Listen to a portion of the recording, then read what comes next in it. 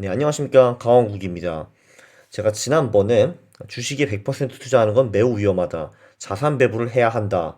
라고 했는데, 자산 배분을 하면은 재산의 상당 부분을 채권에 투자를 해야 되는데, 저는 사실 채권으로 어떻게 수익을 낼 수 있는지, 어떻게 초과 수익을 낼 수 있는지, 이런 거에 대해서 아무것도 모른다는 거를 인지했습니다. 그러니까 굉장히 부끄럽던데요. 그래서 오늘 제가 논문을 막 뒤져가지고, 회사채 수익을 높이는 방법이 무엇인가? 그거를 한번 살펴봤습니다. 네, 물론 제가 자산 배분할 때는 보통 국채를 사라고는 했지만 회사채를 분석해 보면은 그 국채에도 도움이 되는 그런 거를 발견할 수가 있었습니다. 네, 요번 논문은 이건 또 어떻게 읽는 거야? 네덜란드 로베코에서 일하는 호웰링 앤드 판 춘더트 이 두 분이 쓰셨는데 네, 논문 이름은 Factor Investing in the Corporate Debt Market라고 합니다. 네, 신기한 거는요. 주식 투자 전략은 이제 우리가 어떤 논문에서 본 것만 해도 447개가 있었는데, 근데 채권 시장은 사실 주식 시장보다 훨씬 더 크거든요. 그런데 어떻게 채권에 계량적으로 투자를 하는가? 그런 논문은 상당히 적고 빈약합니다. 네, 신기하죠. 네, 그래서 로베코라고 네덜란드 이 퀀트 회사가 하나 있거든요. 미국에 AQR가 있으면 유럽에는 로베코가 있습니다. 이 로베코의 사나이들이 1994년부터 2015년 5천여 개의 채권을 분석해가지고 결론을 냈어요. 얘네들이 근데 뭐를 분석을 했을까요? 왜 뻔하죠. 이미 주식에서 나온 그런 팩터들을 분석을 했습니다. 얘네들이 특히 분석한 팩터는 4개가 있어요. 사이즈 팩터. 왜 그 주식에서도 소형주가 대형주보다 수익이 높다 이런 게 있는데 얘네들도 소형 회사와 대형 회사 수익률을 분석을 했어요. 여기서 소형과 대형을 나누는 기준은 시가총액이 아니라 발행 채권 기준입니다. 채권을 많이 발행한 그 기업은 대형주고 그리고 채권을 적게 발행한 그런 기업은 소형주 이런 식으로 분석을 했고요. 네, 그리고 주식 같은 경우도 리스크가 낮은 주식이 리스크가 높은 주식보다 수익이 더 높았죠. 네, 여기서 로 리스크는 얘네들이 어떻게 정의를 했냐 하면은 일단 그 신용 등급이 높은 기업들 중에서 이제 채권 만기율이 임박한 이제 그런 기업이 그 리스크가 적다라고 판단을 했습니다. 네, 말이 되죠. 왜냐면 예를 들면은 이제 투자 채권은 그 신용 등급이 AAA부터 BBB까지 내려가거든요. 그러니까 AAA, AAA, BBB 이렇게 있는데 일단 BBB들을 빼버렸고요.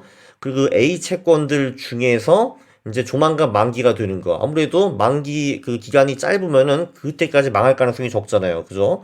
그리고 쓰레기 채권, 그 정크 채권에서는 이제 그 BB랑 B만 넣고 그 C랑 D들은 다 빼버렸습니다. 네, 거기서 또 짧은 채권 만기 있는 채권 이런 거를 로우 리스크 채권으로 정의를 했고요. 네, 그 저평가 그 팩터도 있는데, 네, 그 주식 같은 경우는 저 PBR 주식이 고 PBR 주식보다 수익이 높습니다. 채권에서는 어떻게 했냐면요. 이제 어떤 채권의 진짜 신용 스프레드 마이너스 신용 등급 신용 스프레드. 이게 무슨 말이냐면은, 예를 들면은 어떤 채권이 그 신용 등급이 A예요. 그러면은 이제 A의 채권은 뭐 국채 수익률 뭐 플러스 1% 이게 이제 정상적인 수익률이라고 가정을 하면은 근데 예를 들면은 우리 채권은 국채 플러스 2%의 수익을 낼 수가 있습니다. 그러면은 우리 채권이 좀 더 저평가된 거죠. 왜냐하면은 1%란 추가 수익을 더 낼 수가 있으니까요. 네, 그러니까 이런 채권들은 저평가된 채권들이고 뭐 반대로 우리 채권이 국채 플러스 0.5%밖에 안 준다 하면은 우리 채권은 상대적으로 고평가되어 있는 거죠. 네, 모멘텀은 네, 잘 아시다시피 주식 같은 경우는 최근 뭐 3에서 12개월 동안에 많이 오른 놈이 계속 오르고요. 네, 여기서도 모멘텀을 최근 6개월 국채 대비 초과 수익률로 정의를 했습니다. 자, 결과를 보면요. 요거는 뭐냐면은 상위 10%를 매수하고 하위 10%를 매도하는 포트폴리오예요. 네, 여기 나온 거는 투자 등급 채권입니다. 그러니까 투자 등급이라는 거는 신용 등급이 AAA, AA, BBB 요런 채권들이죠.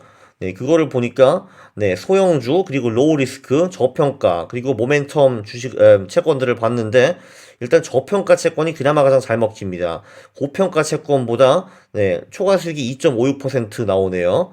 근데 그렇다고 해서 뭐 2.56%가 와 대단하다 오호 하는 그 정도 수익은 아니고 그리고 모멘텀은 투자 등급 채권에서는 아예 안 먹히는 거를 볼 수가 있습니다. 네, 그런데 쓰레기 채권으로 가면 얘기가 완전히 달라집니다. 일단 보시면요. 거기 value라고 나와 있는 저평가 채권 짱이죠. 네, 저평가 채권이 고평가 채권 대비 초과 수익이 5.14% 나옵니다. 1년에. 근데 모멘텀은 그거보다 훨씬 더 좋습니다. 그러니까 쓰레기 채권 중에서 최근 이제 올라간 놈들을 사야 됩니다. 올라간 놈들은 내려간 놈들보다 네, 수익이 8.5%나 더 높아요. 네, 이거 굉장히 재미있는 결과입니다. 네, 그런데 우리는 기본적으로 주식 공매도도 잘 못하는데 채권 공매도를 어떻게 하겠습니까? 그래서 좀 넘어가가지고 네, 이 채권들 중에서 상위 10%를 매수한다라고 가정을 하겠습니다. 네, 투자 등급 채권들을 보면은 역시 뭐 기교를 부려도 막 눈물 날 정도의 수익률이 나오는 게 아닙니다.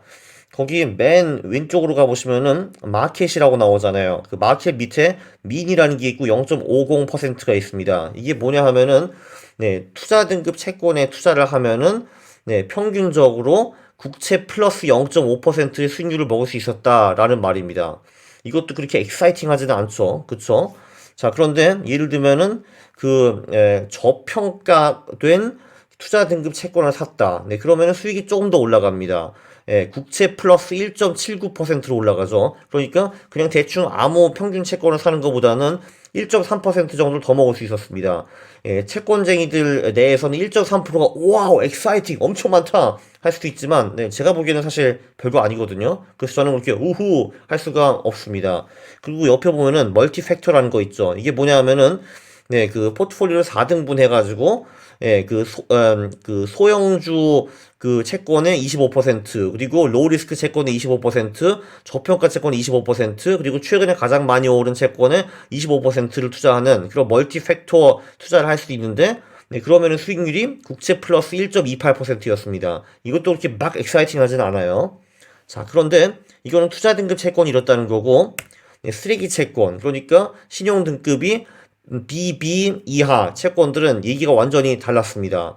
네, 주식 부럽지 않은 수익을 만들 수가 있었어요. 자, 일단 이 쓰레기 채권들의 그 평균 수익은 거기 마켓과 민을 보시면은 2.33% 그러니까 국채 플러스 2.33%를 벌 수가 있었는데 네, 놀랍게도 이제 소형주 정크 채권에 투자를 하면은 수익률이 갑자기 국채 플러스 7.83%로 올라가요. 로우리스크 채권은 국채 플러스 3.78, 저평가 쓰레기 채권은 국채 플러스 6.58%, 모멘텀의 경우에는 국채 플러스 4.37%입니다. 그리고 멀티팩터, 그러니까 내 포트폴리오를 각각 요 4개에 25%씩 집어넣는 그런 포트폴리오의 경우 국채 플러스 5.64%를 벌 수가 있었습니다. 예, 아마 제 생각에는 주가 지수에 투자해도 국채 플러스 5.64%를 벌기에는 매우 힘들었을 거예요. 이 정도면은 상당히 미닝풀하고 괜찮은 수익이라고 보실 수가 있습니다. 네, 사이즈 투자가 이렇게 잘 된다는 거는 저도 좀 놀라웠고요. 네, 그리고 이거는 뭐냐 하면은 주식 플러스 채권 포트폴리오 수익을 어떻게 계산할 수 있나 하는 겁니다. 왼쪽은 트라디셔널이라고 나오는데 이거는 그냥 단순히 지수에 투자를 하는 겁니다. 주가 지수, 그리고 국채 지수, 그리고 투자 채권 지수, 그리고 쓰레기 채권 지수 이렇게 자산을 각각 25%씩 투자를 하면요 수익이 어떻게 나오냐면은 거기 패널 B 리턴 스태티스틱스에 보면은 네, 평균 복리 수익이 5.21% 정도 나왔습니다. 제가 보기엔 이게 그 국채 플러스 5.21%를 말하는 것 같아요. 네, 뭐 이것도 그렇게 나쁜 거는 아닙니다. 그런데 그 오른쪽을 보시면은 에퀴티 플러스 코퍼레이트 번드 팩터 인베스팅이라고 했는데 이거는 뭐냐면은 자산의 25%는 국채에 투자를 하되 네, 그 25%는 그 주식에 투자하는데 주가 지수에 투자하는 게 아니라 주식도 이렇게 똑같이 밸류와 모멘텀, 로우 리스크 이런데 투자를 하는 겁니다. 그리고 그 나머지 50%도 이렇게 쓰레기 채권 그리고 투자 채권 이런 식으로 팩터 투자를 하는 거죠. 네, 그렇게 하면은 수익이 약 2.35% 정도 개선되는 거를 보실 수가 있습니다. 요약을 하면요. 네, 채권도 특히 이제 회사채도 투자 채권이 있고 쓰레기 채권이 있는데 이 둘의 성격은 완전 다르다라고 보시면 되겠습니다. 일단 기본적으로 투자 채권, 그러니까 신용 등급이 BBB 이상, BBB부터 AAA 이런 채권들은 정말 채권이라고 보실 수가 있습니다. 채권은 그 아쉬운 게 뭐냐면은 이런저런 기교를 부려도 수익을 더 높이기가 매우 어렵다라는 거를 보셨습니다. 자, 그런데 쓰레기 채권, 신용 등급이 BB 이하, 이런 채권들은 무늬만 채권, 이름만 채권으로 불리지 사실은 거의 주식이라고 봐도 무난합니다. 이제 움직이는 것도 거의 주식과 비슷하게 움직이고요. 그리고 주식에서 잘 먹히는 그런 전략들, 모멘텀, 밸류, 로우 리스크, 사이즈 이런 거를 하면은 상당한 밸류를 창출할 수가 있습니다. 왜냐하면은 그냥 정크 채권, 쓰레기 채권에 투자를 하면은 벌 수 있는 게 국채 플러스 2.3%였는데 이렇게 막 기교를 부리고 하면은 그 수익을 국채 플러스 5에서 7%까지도 늘릴 수가 있었습니다. 네, 그리고 기본적으로 주식시장에 통하는 전략은 채권에서도 통합니다. 물론 투자 채권에서는 좀 덜 통하고 쓰레기 채권에서는 좀 많이 통합니다.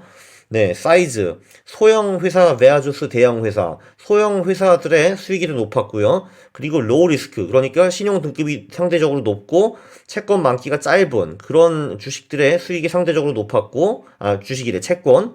그리고 저평가. 진짜 신용 스프레드 마이너스 신용 등급, 신용 스프레드가 높은 그런 채권들이 수익이 높았고요. 그리고 최근 6개월 동안에 가장 많이 오른 채권들의 수익이 높았습니다. 네, 그러니까 또 한 번 보셨죠. 주식이나 채권이나 다 그게 그거네 라는 거를 볼 수가 있었습니다. 이렇게 오래간만에 90개 영상 후에 드디어 채권 시장을 한번 다룰 수 있어가지고 저는 인간적으로 매우 뿌듯합니다. 다음 시간에는 다시 주식으로 한번 돌아가 볼까요? 네, 여러분 투표에 남기겠습니다. 참, 그리고요. 네, 댓글에 이제 많은 댓글을 남겨주시면 정말 감사하겠습니다. 그리고 여러분의 구구절절 라이프 스토리 그런 거를 전부 다 말씀해 주셔도 되고요. 나는 이렇고 이런 사람인데 난 어디다가 투자해야 될까요? 난 어떻게 살아야 됩니까? 이런 걸 물어보셔도 저는 대환영입니다. 네. 그리고 그게 너무 민감하다고 생각하실 경우에는 네, 제 이메일에 물어보셔도 되고요. 네, 저는 모든 질문을 다 기꺼이 받습니다. 예, 감사합니다.